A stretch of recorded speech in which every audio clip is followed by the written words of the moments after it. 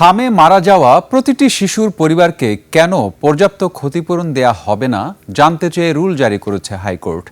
একই সঙ্গে অপর এক আবেদনে হামে শিশু মৃত্যুর ঘটনায় কেন অনুসন্ধান কমিটি গঠন করা হবে না তা জানতে চেয়ে রুল জারি করেছে হাইকোর্ট। রুল জারির পর ব্রিফিংয়ে অ্যাটর্নি জেনারেল জানান, হাম ঠেকাতে সরকারি পদক্ষেপ আদালতকে জানাবে রাষ্ট্রপক্ষ। শাকেরা আরজুর রিপোর্ট। ঈদ আসবে, সাথে ক্যাশব্যাকও আসবে। নিজের বা প্রিয়জনের জন্য কেনাকাটায় এবারও নগদ পেমেন্টে পাচ্ছেন দারুণ ক্যাশব্যাক। তাই যাই কিনুন, পেমেন্ট করুন নগদে। স্বাস্থ্য অধিদপ্তরের সূত্রে গত 15 মার্চ থেকে 19 মে পর্যন্ত হাম ও হামের উপসর্গ নিয়ে 475 জন শিশুর মৃত্যু হয়েছে। এমন পরিস্থিতিতে গত 10 মে হাম ও হামের উপসর্গে আক্রান্ত হয়ে এ পর্যন্ত মারা যাওয়া প্রত্যেক শিশুর পরিবারকে 2 কোটি টাকা করে ক্ষতিপূরণের নির্দেশনা চেয়ে রিট করেন সুপ্রিম কোর্টের আইনজীবী হুমায়ুন কবির পল্লব। রিটে বলা হয়, ওই সময় পর্যন্ত হাম ও হামের উপসর্গে আক্রান্ত হয়ে মারা যায় 352 শিশু। এরপর আরেকটি রিট হয় অনুসন্ধান কমিটি গঠন চেয়ে।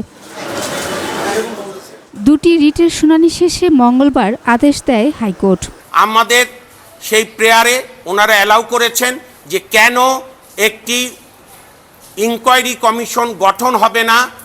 সুস্পষ্টভাবে কমিশন অফ ইনকোয়ারি অ্যাক্টের 3 ধারা অনুযায়ী এই হিউম্যান ট্র্যাজেডি বা চিলড্রেন ডেথ ট্র্যাজেডির ওপরে ডায়াগনোসিস মানে তদন্ত করবে, অনুসন্ধান করবে কারা দায়ী, হোয়াট ওয়েন্ট রং, কেন রাষ্ট্র এই দায়িত্ব পালনে ব্যর্থ হলো।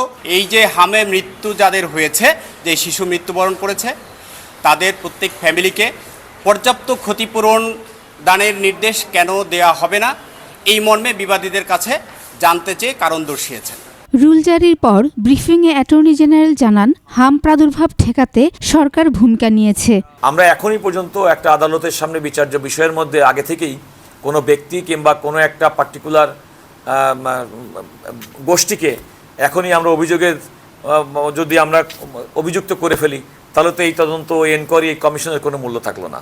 এদিকে হাম নিয়ন্ত্রণে প্রয়োজনীয় ব্যবস্থা গ্রহণের নির্দেশনা ও হাম নিয়ন্ত্রণে সরকারের নিষ্ক্রিয়তা ব্যর্থতা বিষয়ে তদন্ত চেয়ে রিট করেছেন সুপ্রিম কোর্টের আইনজীবী ইউনুস আলী আকন্দ। শাকেরা আরজু, একুশে টেলিভিশন, ঢাকা।